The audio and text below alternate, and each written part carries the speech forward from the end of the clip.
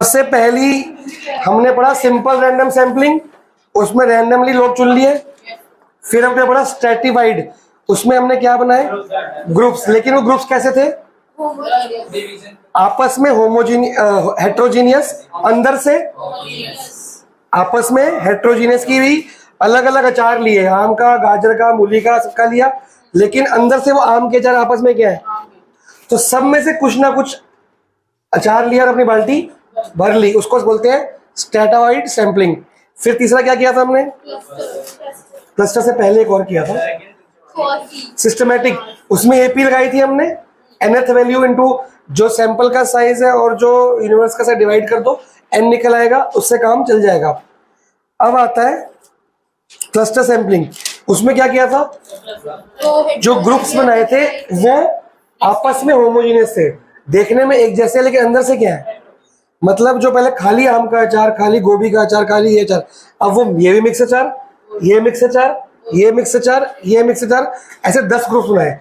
देखेंगे 10 बाल्टियों में क्या दिख रहा है, मिक्स अचार, बोलेंगे सेम ही तो है सारे, मतलब होमोजीनियस, पर अंदर क्या है, मिक्स्ड है ना, तो क्या हो गए, हेट्रोजीनियस हो गए।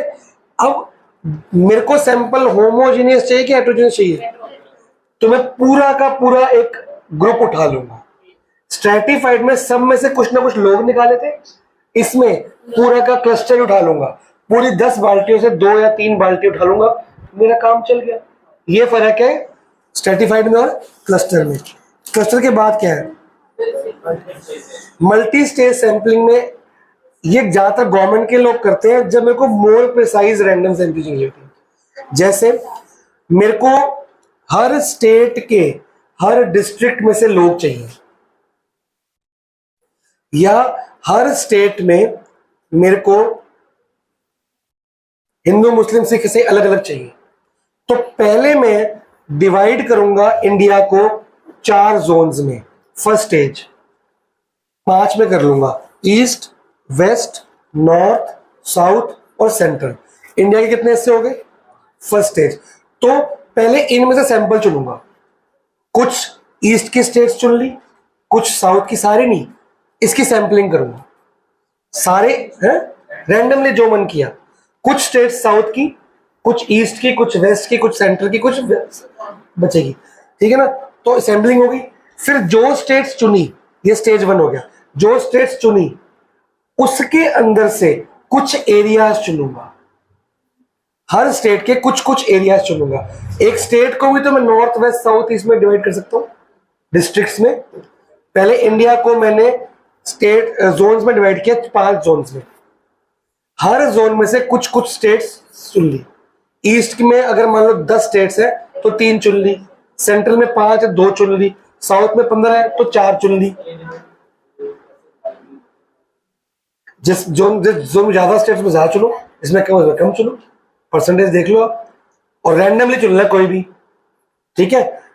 पहले स्टेज में एक सैंपल बनाया स्टेट्स का, फिर स्टेट्स में डिस्ट्रिक्ट्स होते हैं, हर स्टेट में होगा, हर स्टेट को डिवाइड कर दो सेकंड स्टेट डिस्ट्रिक्ट्स में, तो सिलेक्टेड स्टेट्स के कुछ कुछ क्या कर सिलेक्ट कर लो डिस्ट्रिक्ट्स, किसी का वेस्ट, किसी का नॉर्थ, किसी का कुछ, ठीक है।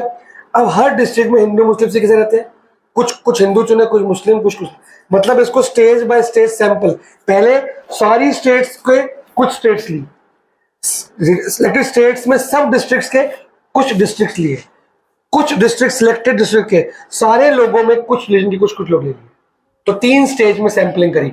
इसमें और प्रिसाइज, फिर मैं इसमें और चौथा स्टेज, जो 4 रिलीजन सिलेक्ट हुए उसको मेल फीमेल में कर सकता हूं मैं, 4 स्टेज, कुछ मेल चुन लिए, कुछ फीमेल चुन लिए, मतलब फर्स्ट स्टेज में चुने लोगों से कुछ चुनो, फिर चुने लोगों से कुछ चुनो, चुने लोगों से कुछ चुनो, लोग कम होते रहेंगे हर स्टेज पे।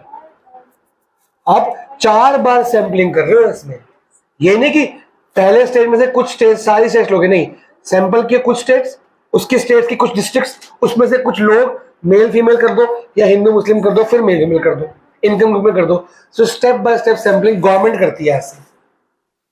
पढ़ो, this is an extension of cluster. वहां पे हमने 10 बाल्टियां बनाई थी, तो यहाँ पे 5 हिस्से बनाए, और सारे आपस में देखने में क्या है, तो इंडिया की स्टेट्स होमोजीनियस, लेकिन अंदर साउथ की स्टेट्स अलग है, अलग है, heterogeneous. In the first stage universe को डिवाइड करो सम क्लस्टर्स में और कुछ क्लस्टर सिलेक्ट कर लो। फिर सेकंड स्टेज में उनको सब डिवाइड करो आगे चीजों में, उसमें से कुछ क्लस्टर चुन लो। फिर थर्ड स्टेज में उनमें से क्लस्टर बनाओ, मतलब क्लस्टर पे क्लस्टर बनाते रहो। फ्लो चार्ट नहीं होता, वो चलता रहेगा। सिलेक्टेड लोगों में से कुछ ना कुछ सिलेक्ट करते रहो। 10 सेकंड बनाओ तुम, जितना तुम्हें प्रिसाइज चाहते थे, वेला टाइम है, सिंपल सी बात है। एग्जाम्पल पढ़ो इसका। आज सैंपलिंग खत्म हो जाएगी आपकी, और अल्लाह ने चाहा तो वही देख रहा था, अल्लाह ने चाहा तो अगली बार चैप्टर खत्म हो जाएगा आपका। 2 क्लास, 1 क्लास और आज नहीं हो पाएगा, पर ये इम्पोर्टेंट है, आएगा ही आएगा। कुछ है नहीं, लेकिन जो है वो मार्क करना पड़ेगा। चलो आपको एग्जाम्पल दिए, पढ़ो। इरेशनल, रैशनल तो कोई भी नंबर हो गया, फ्रैक्शन में नंबर। और इरेशनल क्या होता है? प्राइम का रूट। और मैंने केस 3 कराया था, केस 2 कि प्राइम का root plus minus multiply divide होगा तो क्या होगा? इरेशनल।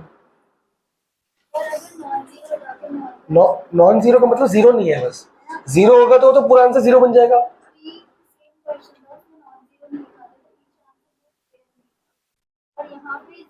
क्योंकि जीरो अगर लगाएंगे तो आंसर जीरो आ सकता है, जीरो रैशनल होता है, इसलिए नॉन जीरो कभी भी जीरो नहीं होगा तो आंसर इरेशनल होगा। एनी नंबर प्राइम के रूट इरेशनल होता है, उसके बाद कुछ भी plus minus multiply divide irrational होता है। हमने केस में प्रूव करके दिखाया भी था।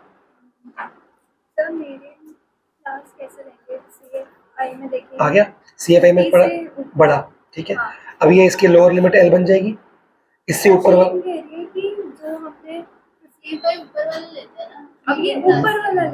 CFI क्या? CFI तो ऊपर लेते हैं ना, मैंने CFI की जगह CFP लिखवाया था, प्रीवियस क्लास का लेते हैं हमेशा CFP। 43, लेकिन F22 लेंगे हम, F सेम क्लास का लेते हैं, सिर्फ CF पिछले क्लास का है ना, बाकी सब सेम क्लास का लेना है, ठीक है। क्योंकि 50 तो यहाँ आ गया, पर अगर आप यहाँ का लोगे ये तो बड़ा होगा ना, तो नेगेटिव आंसर आ जाएगा, तो मीडियम नेगेटिव नहीं आ सकता। सिर्फ CF लेना प्रीवियस क्लास का, बाकी इसी क्लास का। L भी यहाँ से, F भी यहाँ से, और गैप भी यहाँ से। तो करना, रोज बैठना, हो जाएगा। 2 दिन का स्टैट्स है। ये पहली बार मुश्किल लगता है क्योंकि बहुत सारे फॉर्मूले हैं ना। फॉर्मूले को देख देख के यूज करो। सबसे इजी ट्रिक पता क्या है? पहले जो निकालना है फॉर्मूला निकाल लो, फॉर्मूले में क्या क्या समझ चाहिए डालते रहो, खत्म। बस यही ट्रिक है, और कोई ट्रिक नहीं है। और ये प्रैक्टिस करेगी ना, कॉन्फिडेंस आ जाएगा। इजी चैप्टर है ये, फॉर्मूला बेस्ड चैप्टर है। फॉर्मूला आ गया, सब कुछ आ गया। ट्राइंगल्स उससे मुश्किल है बेटा, वहां लगती टीचिंग स्किल्स। यहाँ सोचना ही नहीं है, देख के पुट करना है खाली। यार क्लस्टर में एक बार क्लस्टर किया, सिलेक्ट कर लिए, इसमें क्लस्टर के क्लस्टर मान ली 10 क्लस्टर किए, 2 सिलेक्ट कर लिए, उनके और क्लस्टर किए, फिर 3 सिलेक्ट किए, उसमें छोटे क्लस्टर। हाँ, तो फिर वही क्लस्टर है, लेकिन आगे स्टेजेस बढ़ गए। अब आगे आता है नॉन रैंडम, है आपकी बुक में, पढ़ो। पहला मेरिट क्या, मेरी बुक में नहीं है क्या?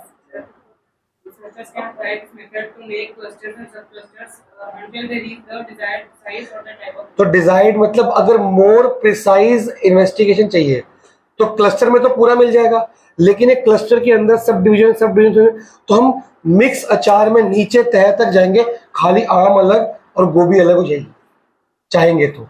ये इसमें पॉसिबल है। हेट्रोजेनस होते हैं, होमोजेनस बता सकते हैं। इसमें फायदा मतलब मोर प्रिसाइज इंफॉर्मेशन हमको चाहिए तो मिल जाएगी। आगे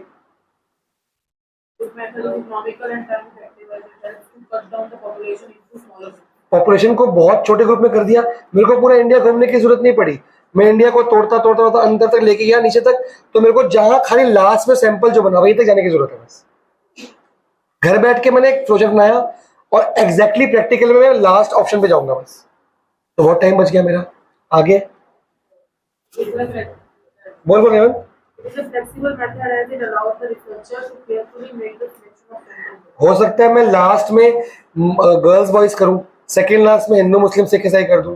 हो सकता है ये लास्ट में हिंदू मुस्लिम करे और गर्ल्स बॉयज करे, जिसको जो चाहिए फ्लेक्सिबिलिटी अलाउड है इसमें, ठीक है ना। जैसा सिंपल चाहते हो वैसा बना सकते हो, कोई चीज चेंजेस करने में कोई दिक्कत इसमें नहीं आएगी। आगे As this method cuts out the portion of the population from the study, it is not totally an accurate representation of the population. क्योंकि क्लस्टर सारे की जगह कुछ कुछ लिए कुछ छोड़ दिए, तो हो सकता है कि बाद में रिजल्ट एक्यूरेट ना आए। ये सबका डीमेरिट है, जो सैंपलिंग का डीमेरिट है। जो छोड़ दिया क्या पता वो ज्यादा इफेक्टिव होता, ज्यादा इम्पैक्टफुल होता।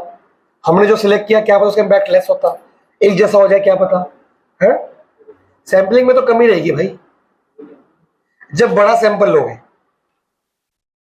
छोटे में एक्यूरेसी बहुत कम रहेगी। बड़ा सैंपल ज्यादा लोग लेके आएगा, ज्यादा लोग में ज्यादा डाइवर्सिटी आएगी, ज्यादा हेटेरोजेनिटी आएगी, तो नियर टू वो हो जाएगा रियल। अगला डीमेरिट ओए उसने कहा ना वो पड़ेगा। बस भाई, सब्जेक्टिविटी का मतलब ऑब्जेक्टिव क्वेश्चन एमसीक्यू होते हैं, सबका सेम आंसर होता है। सब्जेक्टिव खुद बना के अपने अपने बना के रखो, अलग अलग होगा। सब्जेक्टिविटी से अपने हिसाब से बनाएंगे क्लस्टर्स, सबका ओपिनियन, सबका बनाने का मेथड क्या होगा। जैसे इसने ग्रुप्स में रीजन लास्ट में रखा, मैंने जेंडर लास्ट में रखा, तो इससे आंसर भी तो अलग अलग आएंगे। कंपैरिजन कैसे करोगे, यूनिफॉर्मिटी नहीं आएगी इसमें। ऊपर नीचे होगा तो भाई क्लस्टर तो अलग अलग हो गए ना, आंसर तो नंबर ऑफ ग्रुप्स बंदे तो अलग अलग हो गए ना। मेरा लास्ट में मैं मेल फीमेल बता रहा हूँ, हिंदू मेल वो मेल ये मेल, मैंने इसके अलग आ रहे हैं, तो कंपेयर करने में अलग अलग हो गया ना। कंपेयर कैसे करूंगा, एक जैसा डाटा होगा तो कंपेयर करना इजी होता है ना। आगे अपने ओपिनियन पे डिपेंड हुआ ना, सब्जेक्टिविटी पे, तो ये एक पार्शियलिटी को पॉइंट ऑफ व्यू करता है कि इसकी सोच अलग है, मेरी सोच अलग है, उसने क्या सोच के बनाया, मैंने क्या बनाया, कंपेयर नहीं हो पाएगा। Partiality in the sense opinion वाली, जान की नहीं की लेकिन अलग अलग हो गए, डिफरेंस हो गया। आगे अब आता है, यहां पे हम रैंडमली नहीं चुनेंगे, कुछ भी चुन लिया, हम सोच समझ के, दिमाग लगा के, सिस्टम साइंस और मैथ्स लगा के ध्यान से चुनेंगे, और जो पहले से बताया जाएगा, जो मेरे बॉस ने मेरे को बोला है वही चुनूंगा मैं। रैंडमली कुछ भी। डेफिनेशन मार्क करो, दो भाई शिवराज जी सेकेंड बुक।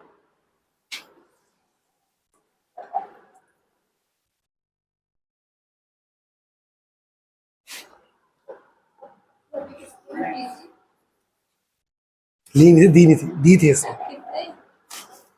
ये पीछे बैठा रेवंत, उसकी बुक है। शिवदास करी किसकी है ये, मैं कहा तेरी है, रेवंत की है। इसने क्लास में ही कहा था मैं देके जाऊंगा। ये पूछ रही है कि ये शिवदास किसकी है, मैं कह रहा हूँ तेरी है। बोल्ड लाइन मार्क कर ली। यहाँ पे जजमेंट, ओपिनियन और ऑर्डर जो हमारे डाटा एनालिस्ट या मेरे सीनियर ने मेरे को दिया है वही फॉलो करना है, रैंडमली कुछ भी नहीं करना। सबसे पहला मेथड क्या है इसमें, जजमेंट का मतलब क्या होता है, the choice of sample depends on exclusively on judgement of the. यहां मैं रैंडमली स्कूल में किसी को भी नहीं चुन लूंगा, मैं ये सोचूंगा, जज करूंगा कि मेरे को जो बात जाननी है वो कोई किस किस बंदे के पास होगी। मेरे को पता नहीं है, गलत भी हो सकता हूं मैं, पर मैं जज कर रहा हूं। तुमसे कुछ बात करूंगा, जो मेरे को जानना है वो नहीं पूछना, कुछ और पूछूंगा, और उस क्वेश्चन के बिहाफ पे, तुम्हारे बिहेवियर एटीट्यूड के बिहाफ पे तो मैं जज करूंगा। और जो जो मेरी जजमेंट में पास होंगे, मेरे को लगता है कि यार ये मेरी बात का आंसर जानते होंगे, फिर मैं उनसे पूछूंगा। तो मैंने रैंडमली चुना सबको, जो जजमेंट में पास हुए उनको चुना। तो ये सही है गलत है, हो सकता है जजमेंट गलत हो मेरी।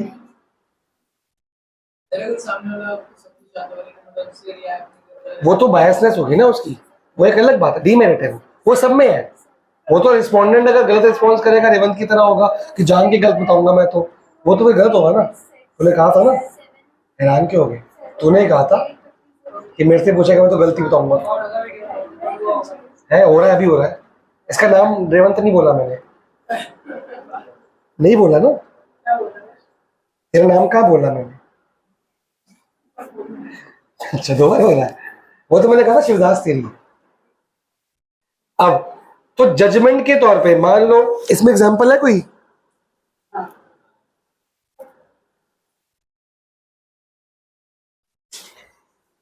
हो सकता है मैं एक इस एग्जांपल बेकार है।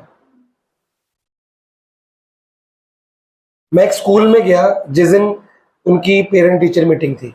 बच्चे कैजुअल ड्रेसेस में आए हुए थे या नॉर्मल ड्रेस में आए हुए थे। उनका रिजल्ट आउट हुआ था। मेरे को इस स्कूल का रिजल्ट जानना है, तो मैं ना लोगों का चेहरा देख के जज कर रहा हूँ, ये इंटेलिजेंट होगा, इसका पूछता हूँ, क्योंकि मैं क्या चाहूंगा, हेट्रोजेनिटी। तो मैं 5,000 स्कूल का बच्चा है, मेरे को 500 बच्चों का सैंपल चाहिए। तो मैं ये सोच के बैठा हूँ कि 500 में 200 इंटेलिजेंट लिखूंगा, 200 बहुत नालायक चुनूंगा और 100 मीडियम। तो मेरा एवरेज आ जाएगा, सही पूरे स्कूल का आ जाएगा।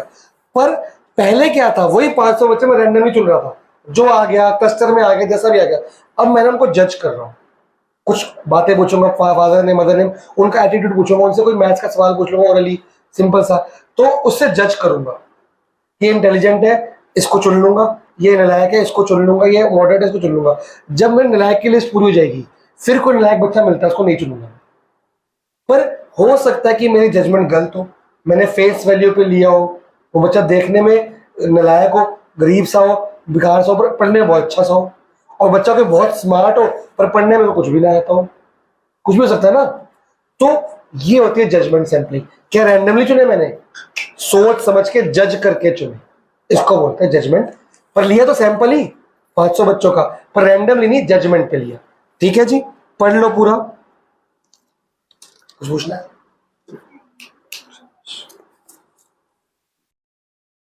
इसके 2 नाम और दिए हैं, वो हाईलाइट कर लेना, एक पर्पसिव, एक डेलिब्रेट।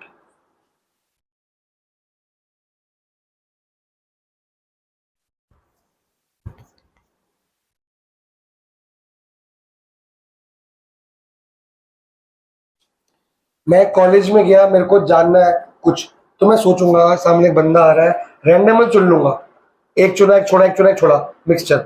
इसमें सोचूंगा यार, ये मैं शायद मेरी बात को, मेरे क्वेश्चन को जानता होगा, सही जवाब देगा, उससे पूछ लूंगा। ये तो ऐसे ही लग रहा है, छोड़ो इसको।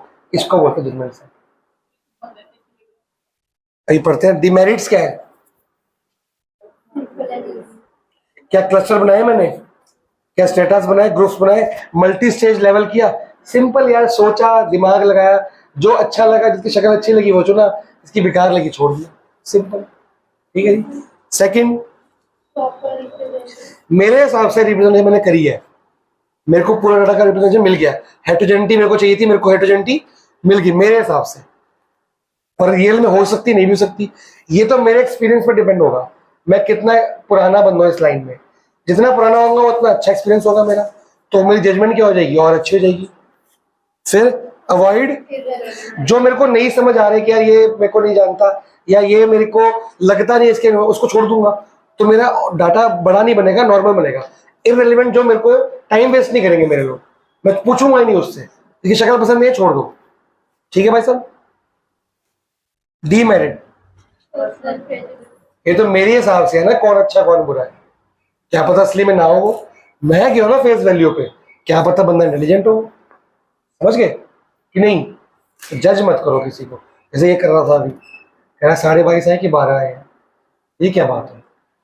किसी के पास पे उसका फ्यूचर कैसे डायरेक्ट करोगे तुम? जज नहीं करना चाहिए। कोई भी बच्चा कभी भी कुछ भी कर सकता है। एकम को करो तुम, वो कैसे 18 लेके आ रहा है, सबके 20+ आए हैं। 100 रुपए क्या? 100 रुपए मेरे को दिए थे? अच्छा बाश, तो इसको जज कर रहा है कि मेरे को कर रहा है? तू माइनस कर दो, क्यों? इसको समझ ही नहीं। वो कह रहा है दिलप्रीत ने पैसे रखे, तू माइनस कर दो, इसको बात ही समझ नहीं। एक कम, अरे इसको समझ ही नहीं, छोड़ यार। सेकंड, पर्सनल प्रेजुडिस होगा कि नहीं होगा? प्रॉपर इसमें तो खतरनाक बायस है भाई, जो तुम्हारे हिसाब से बढ़िया है वही है, जो नहीं है वो नहीं है। जजमेंट का एरर बहुत तगड़े लेवल पे हो सकता है। आगे सब्जेक्टिव है ना, तेरी जजमेंट अलग है, मेरी जजमेंट अलग है, तो अलग सोचा मैं अलग सोच रहा हूँ, सिंपल सी बात है। तो ये एक्यूरेट मेथड नहीं है, सबसे बेकार मेथड है ये, और सबसे इजी है ये, मजे आते हैं इसमें। क्या ऑब्वियसली जज करते हैं ना। Quota sampling, quota sampling, quota cluster stratas एक ही बात है। क्लस्टर में हमने हेट्रोजीनियस बंदे, होमोजेनियस बंदे बनाए थे, मिक्स से 4 के 10 बाल्टियां, मिक्स से 4 के थे ना, ऊपर से होमोजेनियस थे। स्ट्रेटास में क्या बनाए थे, ऊपर से होमोजेनियस थे, अंदर से आम के अचार नहीं थे ना, अंदर मिक्स अचार थे। Under this method items of population are subdivided into various groups and then पहले ग्रुप्स बनाए, फिर उन ग्रुप में से कुछ कोटा निकाल दिया। Number of items to be selected from each subgroup is fixed, but within the given quota selection of sample units depend on personal judgement of. मैंने डाटा को 5 हिस्सों में डिवाइड किया, east India, north India, south India, central and west India. ये तो हो गए मेरे कोटास, ग्रुप्स हो गए सॉरी, ठीक है। और इन ग्रुप में से मैं कुछ लोग सिलेक्ट कर लूंगा, जो लोग मैं सिलेक्ट कर रहा हूं फिक्स्ड होगा। ईस्ट में से कितने लेने हैं, वेस्ट में से कितने लेने हैं, तो ये स्ट्रेटिफाइड हुआ कि नहीं हुआ। अलग अलग 5 बाल्टी बनाई, आम की अलग, गोभी की, गाजर की अलग, और सब में से कितने लेने हैं वो फिक्स होगा, वो कोटा होता है। बट शर्त क्या है, रैंडम में मैं किसी को भी चुन रहा था, अगर ईस्ट इंडिया में से 500 लोग चुनने हैं तो मैं कोई भी 500 चुन लूंगा। यहां से चुनने पे जजमेंट आ जाएगी, रैंडमली नहीं चुनूंगा, जजमेंटली चुनूंगा, इतनी सी बात। ये स्ट्रेटिफाइड सैंपलिंग ही है, बट वो रैंडमली चुना था, ये ग्रुप का कोटा निकाला, मतलब नंबर, क्वांटिटी को कोटा बोलते हैं। लेकिन जो क्वांटिटी चुननी है वो रैंडमली ना चुन के क्या चुनेंगे, जजमेंट पे। जो मेरे को लगते हैं कि इन्फॉर्मेशन प्रेस करते होंगे उनको चुन लूंगा, जो मेरे को लगते होंगे नहीं उनको नहीं चुन। स्टेटा, हाँ स्ट्रेटिफाइड सैंपलिंग है, लेकिन ये जजमेंट पे आ रही है, ठीक है। इसमें एग्जांपल पढ़ लो आप, बड़ा अच्छा एग्जांपल दिया हुआ है। एग्जांपल दिया कि नहीं टीवी वाला,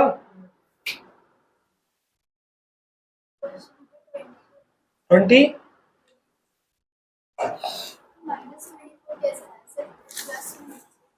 क्वेश्चन का है,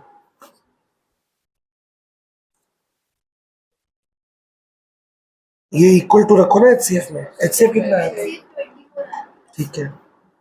फिर पहले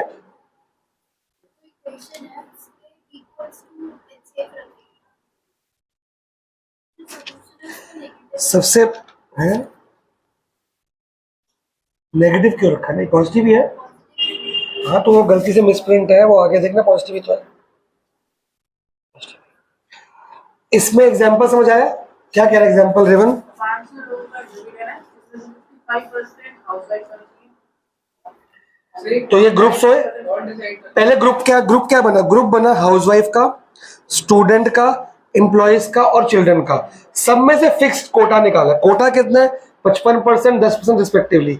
लेकिन इनमें जो कोटा ये चुनूंगा, ये जजमेंट के ऊपर चुनूंगा रैंडमली, मतलब चुनने का तरीका। अगली लाइन क्या लिखी है पॉइंट में, अगला पॉइंट वही बात आ गई, ये स्ट्रेटिफाइड है, वह रैंडमली चुनते हैं या जजमेंट से चुनते हैं, बात एक ही है। कोई डाउट। मेरिट ये ज्यादा रिलायबल लगता है क्योंकि हम हर तरह के लोग ले रहे हैं। हाँ वो तो सब जगह ही है, हर तरह के लोग ले रहे हैं कि ले रहे। जो लोग पॉपुलेशन ज्यादा है, हाउस वाइफ ज्यादा, तो हाउस से पूछ लो, चिल्ड्रन कम परसेंटेज रखी है हमने, तो ज्यादा एक्यूरेसी की। जो लोग ज्यादा है उनसे ज्यादा पूछो, जो लोग कम उनसे कम पूछो, वो तो डीमेरिट में आएगा ना। रिलायबल इन द सेंस कि परसेंटेज ठीक रख ली हमने, ज्यादा के ज्यादा परसेंटेज, कम की कम परसेंटेज। इकोनॉमिकल, हमारा खर्चा सबके बजाने का नहीं आया। थर्ड, है ही नहीं। पर्सनल बायस आ गया कि नहीं आ गया डीमेरिट में, वो सब जगह है। रैंडम सैम्पलिंग में नॉन रैंडम बायस तो आएगा ही आएगा। तीसरा क्या, सेकंड पॉइंट क्या है, Not possible to estimate sample. इसको काट के ना तुम वो कर लो, जजमेंट सैम्पलिंग की डीमेरिट यूज कर लो इसमें। इसके डीमेरिट और जजमेंट सैम्पलिंग की डीमेरिट सेम ही तो होंगे, कर तो आखिर जजमेंट ही रहे हैं हम। ऑब्जेक्टिव मेथड हुआ, जजमेंट एक्यूरेसी गलत भी हो सकती है, एरर हो सकता है कि नहीं, तो जजमेंट सैम्पलिंग के और इसके डीमेरिट क्या कर दो, सेम। कितने मेथड रह गए? नहीं नहीं, मेरी बुक में एक है, आपकी बुक में 2 होंगे शायद। मेरा कन्वीनियंस बचा है बस, आपके कितने बचे हैं? कन्वीनियंस सैंपल मेरा फेवरेट सैम्पलिंग है। इसमें मैं रैंडमली लोगों को नहीं चुनूंगा कि नॉन रैंडम है, लेकिन चुनूंगा जजमेंट पे भी नहीं, चुनूंगा कन्वीनियंस पे। मेरे को बोला गया शिवनगर की सारी गलियों से 10-10 लोगों से डाटा लेके आओ, हर गली के 10 घरों में जाना है, 10 लोग 10 घरों में, गली में 15-20 घर होते हैं, सब में 20-25 घर 30 घर होते हैं, फ्लोर्स को मिला दो अलग अलग, तो हर घर में जाना है। कितने घर में जाना है? 10। अगर मैं रैंडम में हुआ तो मैं रैंडमली किसी के घर चले जाऊंगा। कन्वीनियंस में मैं अपने आप आसपास के घर में चला गया, आसपास की गलियों में चला गया, ज्यादा दूर तक मैं गया ही। कन्वीनियंस, जो मेरे को कन्वीनियंट लगा। रैंडम कैसे, मैं चुन के गया हूं कहां जाना है कहां नहीं जाना। रैंडम में कैसे भी जाओगे ना, यहां तो मेरे को पता नहीं हो कहां जाना है, सिंपल सी बात। बंदा बोला सही, लेजी सैम्पलिंग ऑब्वियसली काम चोरी बंदा ही करेगा ना। कल को हम जॉब करेंगे तो हम कौन सैम्पलिंग करेंगे, वो ऐसे लात मार के निकालेगा तुम्हारे को। क्योंकि जो ऊपर बैठा ना बाबू तुम्हारे ऊपर, सुपरवाइजर, वो भी कभी तुम्हारे लेवल पे था, उसने भी किया होगा कभी, उसको सब पता होता है कि पकड़ते कैसे हैं, ठीक है ना। वो पूछेगा भाई गली नंबर 23, गली नंबर 24 में मकान कौन से मकान, एड्रेस बता मेरे को, फंस गया तू है। याद थोड़ी रखेंगे, लिखे होंगे ना हमने, तो झूठ लिखे होंगे ना हमने, तो गए हम खाली अपनी गली में, मैं लिख दूंगा सारी गलियों में, एक्यूरेसी नहीं आएगी ना, एक डांटेगा हमको वो। मेरे को पूरी इंडिया का सुन, मेरे को पूरी इंडिया का डाटा चाहिए। मैं दिल्ली पंजाब हरियाणा होके आ गया कन्वीनियंस के तौर पे, आगे झूठ बोल दिया मैंने, गड़बड़ होगी कि नहीं होगी। तो मेरे को ये भूल गया था कि जो सुपरवाइजर वो भी कभी टीम के अंदर था, उसको सब पता है, वो भी कभी ऐसे घूम के आया होगा, वो भी कभी 11वीं में था। तो पढ़ो, under this method while selecting the sample units investigators give special attention to his laziness. For example, to estimate average height of Indians, the investigator of Delhi can take a convenience sample of Delhi state only. और को बोल देगा ये India की होगी, बहुत है, काम चल गया। सीपी खड़ा हो जाएगा, दुनिया भर के लोग मिलेंगे, हर वर्ग के लोग मिलेंगे, सबकी हाइट देख लेगा, बोलेगा पूरी इंडिया से लोग आते हैं यहाँ, तो हो गया काम। सीपी में सारे मिलते हैं, हर तरह का लोग मिलता है, फॉरनर भी मिलता है। This method of selecting sample is also called, पता नहीं नाम है, चक दे फट्टे, मेरिट्स। सबसे सस्ता तो यही है, जहां मन किया वहां खड़े हो गए, लोगों से पूछ लिया, छुट्टी। अब मेरे को पूरी शिवनगर का पूछना होगा, मैं तुमसे ही पूछ लूंगा, तुम पूरी शिवनगर से आ रखे हो, तो मेरा काम हो गया, बैठे बैठे हो गया कन्वीनियंस के तौर पे, मैं क्यों जाऊं, सिंपल। इजी कमांड, कंट्रोल करना कितना इजी है, मैनेजमेंट कितनी आसान है इसकी, सुटेबल फॉर, ये इसका फायदा है। पायलट सर्वे करने में, याद है ना पायलट सर्वे ब्लू, उसके लिए फायदेमंद होता है। रियल सर्वे से पहले कन्वीनियंस सैंपलिंग कर लो, अपने ऑफिस में ही लोगों से या किसी एक एरिया में लोगों से पूछ के देख लो, आपको रियलिटी के बारे में पता है, लोग कैसा जवाब दे रहे हैं, लोग मेरे को ऑफेंड तो नहीं हो रहे, वगैरह वगैरह, ठीक है ना। डीमेरिट, पूरे खाली दिल्ली के कुछ लोग पूरे इंडिया को रिप्रेजेंट कर सकते हैं, आलस की हद है ना ये तो। आगे, ये तो मेरी मर्जी से मैं गया, जहां मेरा मन किया मैंने पूछ लिया, जहां मेरा मन नहीं किया मैं नहीं गया, सिंपल सी बात है। आगे एरर तो आएगा ही आएगा। जब डाटा ही इनकेपेबिलिटी वाला है तो रिजल्ट भी इनकेपेबल ही आएंगे ना, तो बस पर सैलरी मिल जाएगी टाइम पे, लेकिन ठीक है हैं, वो डिपेंड करता है बाबू पकड़ेगा नहीं पकड़ेगा हमारे को। तुम्हारी यार तुम्हें प्रोजेक्ट मिलता है, हॉलीडे होम का प्रोजेक्ट फाइल मिलती है, हम एग्जैक्टली वो सारा काम करते हैं, गूगल करते हैं, गूगल चैट जीपीटी करते हैं ना, तो कन्वीनियंस कर रहे हैं ना अपने बाहर से आउटसोर्सिंग। तो यही तो बातें हैं सारी की सारी, रिकॉर्ड हो गई है। टीचर को पैसे कैसे खिलाओगे? बाबू पैसे नहीं खाता है, बाबू पैसे देता है, सैलरी बांटता है, वो पैसे कैसे खाएगा? तो ट्राई करियो, मजा आएगा, मैं कह रहा हूँ तेरे को। ऑब्वियसली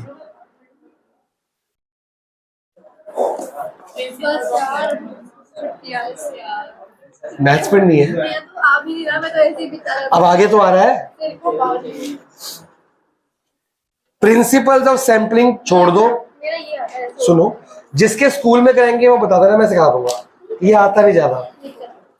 स्टैटिस्टिकल एरर सिर्फ ऊपर ऊपर से पढ़ना है, नाम पढ़ते हैं। पहला एरर क्या है?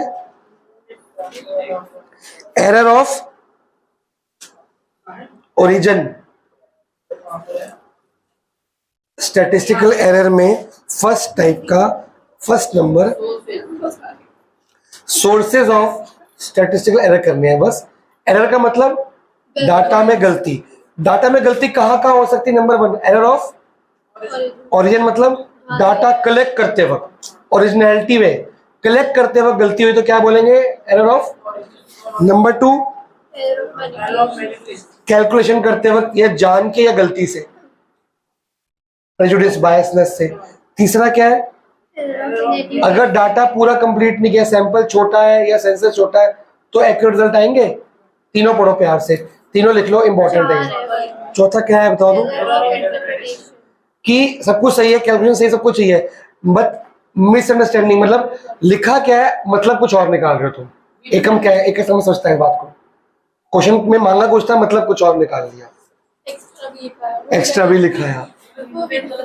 रिप्रेजेंट सही है, इंटरप्रेट गलत किया है उस बात को। जैसे क्वेश्चन का मतलब गलत समझा, आंसर गलत लिखा है, वो अंडरस्टैंडिंग में गलती हुई है, इंटरप्रिटेशन में। डाटा कह कुछ रहा और रहा है चिक चिक के, हम उसका अपने मर्जी से कुछ और मतलब निकाल लिया है, वो कह भी नहीं रहा था। सिंपल सी बात। चारों पॉइंट पढ़ लो, ये इंपॉर्टेंट है बेटा, वेरी इंपॉर्टेंट नहीं, इंपॉर्टेंट है बस। प्रिंसिपल जिसको कराएंगे उसको करा दूंगा मैं। क्या? सिर्फ सोर्सेज और कुछ नहीं, एरर की डेफिनेशन और सोर्सेज बस।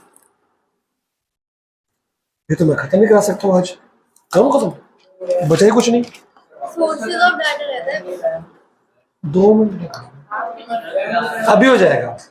अरे अगले दिन बोर होना पड़ेगा, बढ़िया काम करेंगे, डिमांड या ऑर्गेनाइजेशन कुछ करेंगे, कुछ फ्रेश स्टार्ट करते हैं ना। ये भी बोर चल रहा है, बीएससी बोर चल रही है, कुछ तो नया कराओ मेरे को कुछ दो पढ़ाने के ढंग से। पहले ये एरर पढ़ लो जल्दी, आगे करते हैं। चारों पढ़ लिए, बताइए एरर ऑफ मैनिपुलेशन में क्या क्या आएगा। चल एरर ऑफ ओरिजिन बता दे। कलेक्शन में गलती क्या क्या हो सकती है? क्वेश्चन यार ढंग का नहीं बनाया, बायस हो गया, क्वेश्चन कम तैयार किए, ठीक है, अगले का मूड बदला था, हमने क्वेश्चन चेंज नहीं किए, वगैरह वगैरह वगैरह। अब आता है सोर्सेज ऑफ सेकेंडरी। अभी तक हम जो पढ़ रहे थे सिर्फ प्राइमरी डाटा ही पढ़ रहे थे, बिल्कुल जी। प्राइमरी डाटा कलेक्ट करने के कितने मेथड है? 6। Direct personal investigation, indirect oral investigation, telephonic, email questionnaire, correspondent. ये प्राइमरी डाटा कलेक्ट करने के तरीके हैं, methods of collecting primary data. अब ये 6 मेथड के अंदर ही हम सेंसस भी कर सकते हैं, सबके पास जाकर डायरेक्ट पर्सनल इन्वेस्टिगेशन करो, सैंपल भी कर सकते हैं, कुछ के पास जाओ, मतलब ये 6 मेथड हर 2 तरीके से कलेक्ट।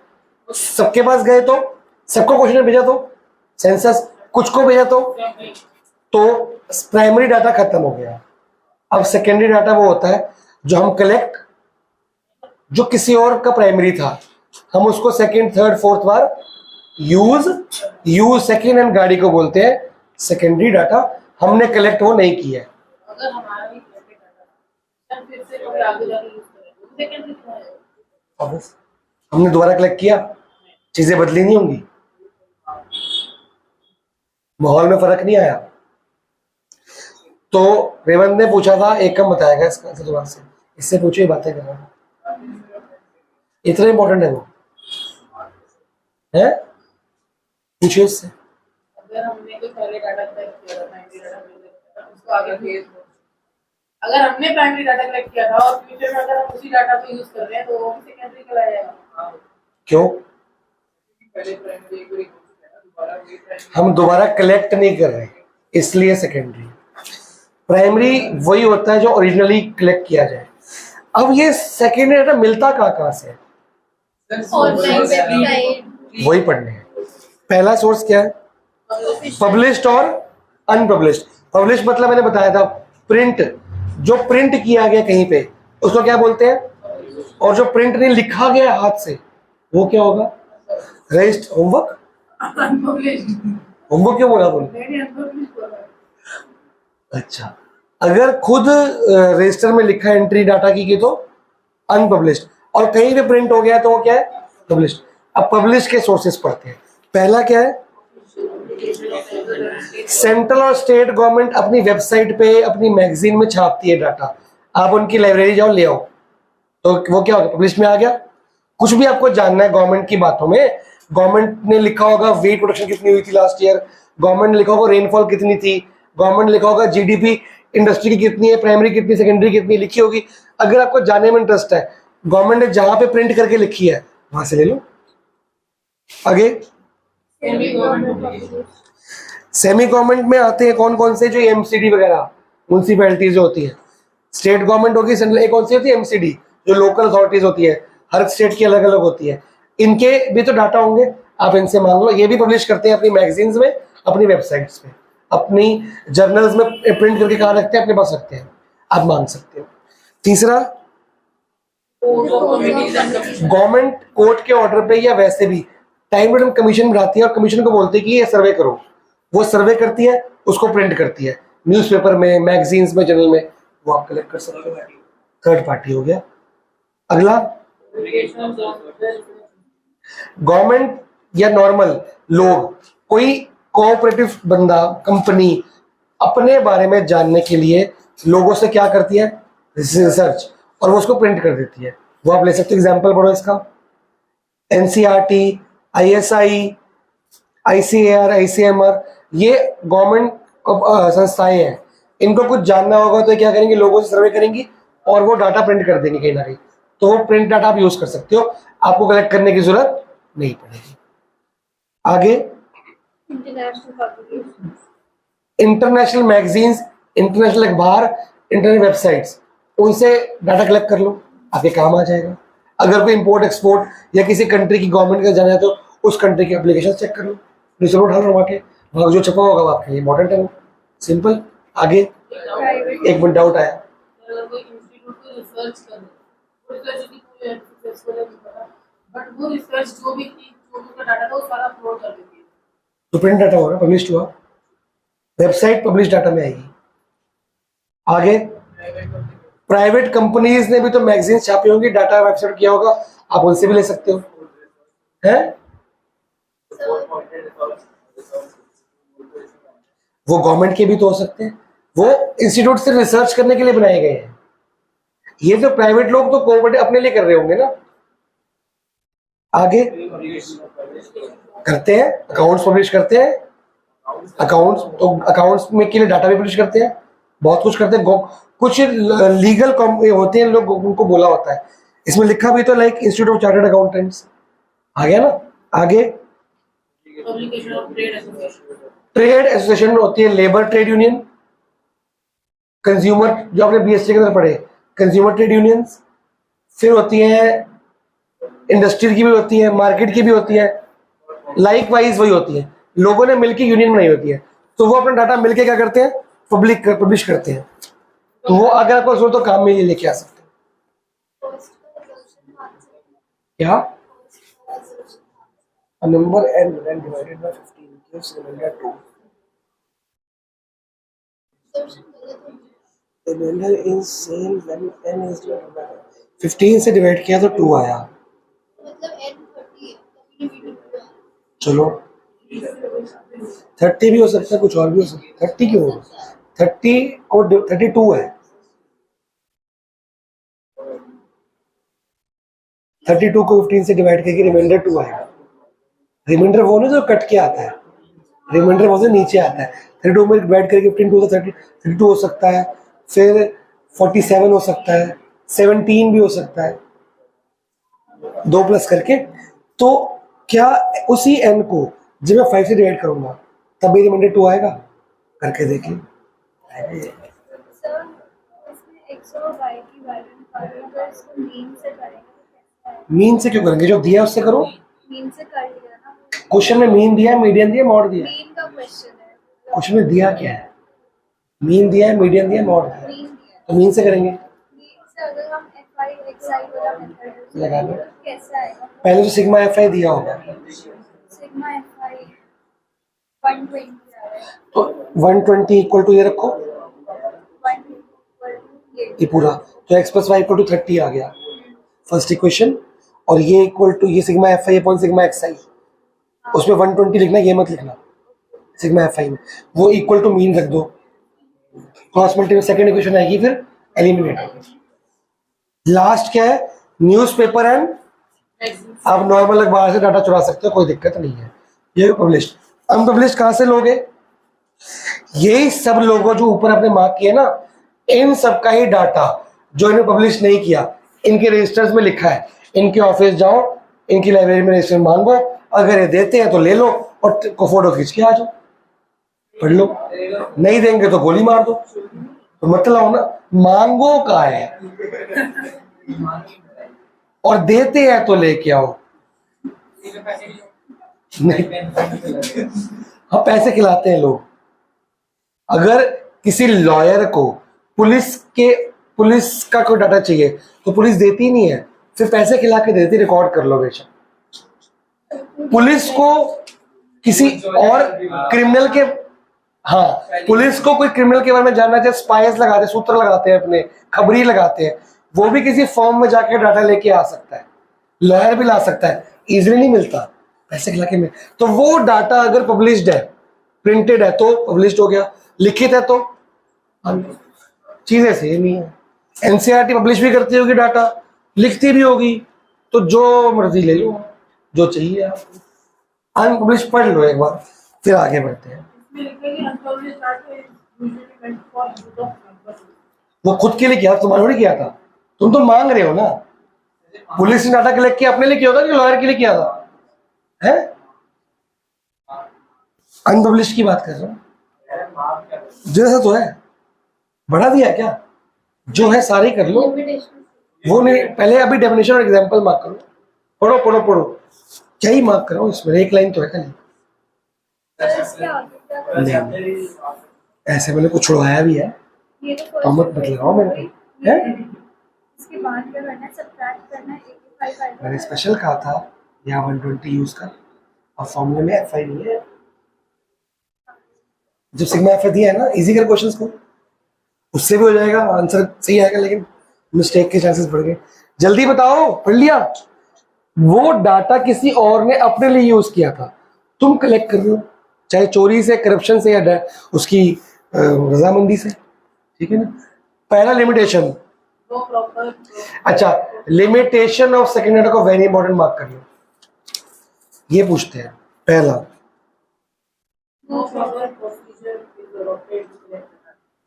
कोई प्रॉपर पोजीशन नहीं है। जब मांग के, मना के, पैसे खिला के, चुरा के, गोली दिखा के, कैसे भी ले सकते हैं। सबका तरीका, कोई मेथड नहीं है। शुगर कर लो नहीं है, वरना वो पढ़ना पड़ जाता आगे, क्योंकि ये लिख नहीं सकते करप्शन से लो, गोली दिखा के लो, ऐसे नहीं लिख सकते ना हम। आगे चाहिए। सेकेंडरी डाटा आपके लिए सेकेंडरी है ना, जिसने कलेक्ट किया उसके लिए प्राइमरी था। हो सकता है उसने बायसनेस दिखाई हो, तो ये आपके लिए लिमिटेशन होगी, तो उस पर डिपेंड है उसने क्या किया, वो भी वीक आएगी लिमिटेशन, वो लिमिटेशन है, वही तो बात है। पर आपको टाइम भी तो बचाना है, मजबूरी है ना, आप खुद कलेक्ट नहीं करना चाहते, तुम गूगल पे डिपेंड नहीं करते प्रोजेक्ट, अभी तो रिलाई करते हो कि नहीं करते हो। तीसरा जिसके लिए तो बता गया एक्यूरेट होगा कि नहीं होगा, वो उसके लिए था ना, हमारे लिए होगा कि नहीं होगा। लास्ट उसके लिए फुल डाटा था, उसकी पर्पज सॉल्व कर रहा था, हमारा पर्पज सॉल्व करते रिलायबल है नहीं, उसने किस मेथड से कलेक्ट किया था हमें नहीं पता। तो सेकेंडरी डाटा कलेक्ट करते वक्त हमें कुछ चीजों का ध्यान रखना चाहिए, वो चीजें प्रिकॉशंस में आएंगी। पहला प्रिकॉशन क्या है, चेक करो कि आपके लिए वो डाटा रिलायबल है कि नहीं, उसके बारे में जानो, कलेक्ट कैसे हुआ था, टेक्निक क्या यूज की थी, मेथड कौन सा यूज किया था, सब जानो कि कितने सैंपल यूज किया था, सेंसस यूज किया था और कितने लोगों के पास गया था, और सैंपलिंग में क्लस्टर सैंपलिंग की थी कि जजमेंट की थी। ये जानने के बाद हमको पता लग जाएगा कि रिलायबल है हमारे लिए। अगर बंदा कहता है मैंने जजमेंट की थी पर तुम्हें एक्यूरेसी चाहिए ज्यादा, तुम मानोगे नहीं, रिलायबल होगा ही नहीं, सिंपल सी बात है। अगला, आपका पर्पस वो डाटा सॉल्व करता है कि अगर नहीं करता छोड़ दो। अगला, उसने कौन सा यूज किया, सेंसस की सैंपलिंग, इससे एक्यूरेसी निकल के आती है, सेंसस होगा तो एक्यूरेट होगा, ठीक है। एडिक्वेसी, डाटा एडिक्वेट था कि नहीं, उसके लिए था कि नहीं और हमारे लिए है कि नहीं। उसके लिए 5000 बच्चों का डाटा 500 सैंपल सही था, मेरे को पूरे इंडिया जानना है, मेरे लिए वो डाटा एडिक्वेट होगा नहीं। और क्या उसके desired result mean median mode accurate है कि नहीं, उसकी कैलकुलेशन ठीक थी कि नहीं, error of originality, error of judgement, error of manipulation उसने किया कि नहीं किया, ये भी जानो। ये सब जानने के बाद मेरे को आइडिया लग जाता है कि मेरे को डाटा चाहिए, मैं यूज कर सकता हूं कि नहीं। ठीक है जी, अब आपका 5 मिनट का चैप्टर रह गया, वो बाद में करेंगे। परसों बुक मत लेके आना, मैं इसमें से पढ़ा दूंगा, ठीक है, लेके आए। अच्छा एक बताओ, पहले वीडियो बंद करो।